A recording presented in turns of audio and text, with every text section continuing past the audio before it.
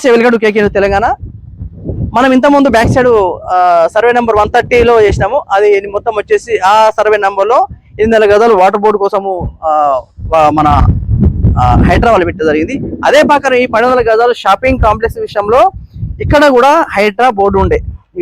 ఇక్కడ ఒకటి, ఈ రెండు ఉండే.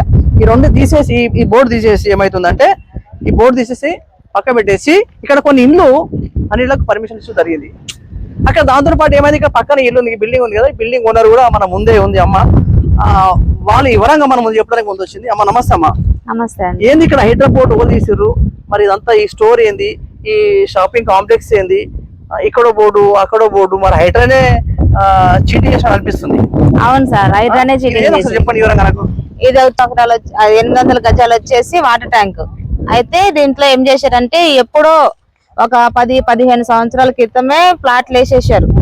ప్లాట్లు వేసినప్పుడు అందరు కొనుక్కున్నారు, ప్లాట్లన్నీ అమ్ముడు పోయినాయి, ఎవరికి ఏం లేదు. అయితే మేము ఏం చేసినాము, ఈ స్థలము మాకు తెలియక ఒక ఆయన మాకు ఏమంటారు బిల్డర్ చేత మేము కొనుక్కున్నాము స్థలము. ఆయన మాకు అమ్మిన ఆయన 2010లోనే కొనుక్కున్నాడు. అయితే మేము కొనుక్కున్నాక ఇక్కడ ఒక 1 year 6 months ఆగి బోర్ వేసుకుందామా ఎట్లానే వచ్చినాము. కాలనీ వాళ్ళు వచ్చేసి, మీరు ఇట్లా ఎందుకు వేసుకుంటారు, ఇది షాపింగ్ కాంప్లెక్స్ అది అని అన్నారు అనమాట.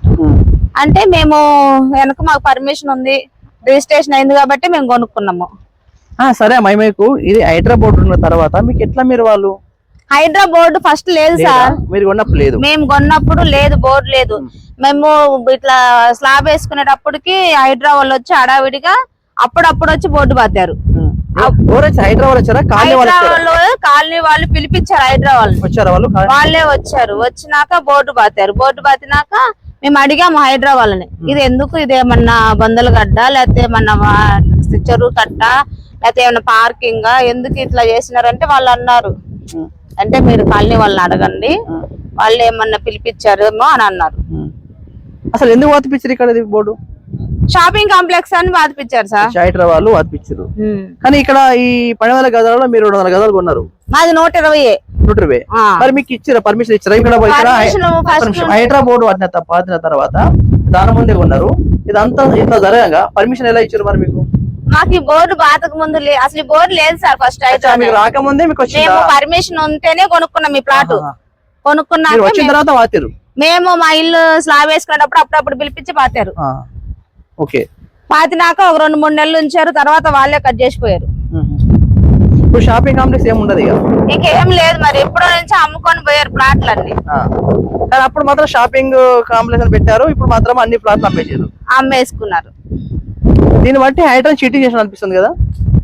ఏమో సార్, ఇట్లా ఏమో మాకు తెలియదు. కానీ హైడ్రా బోర్డు పెట్టిన తర్వాత ఇది షాపింగ్ కాంప్లెక్స్ అని చెప్పినప్పుడు, హైడ్రా బోర్డు పెట్టినప్పుడు హైడ్రా కూడా మనం వాల్యూ ఇవ్వకుండా, అసలు రెస్పెక్ట్ లేకుండా బోర్డు తీసి పక్కకేసి అట్లా కాదు సార్, అట్లా అవుతుంది కదా మేడం. అసలు ఇది హైడ్రా కిందకే రాదు కదా.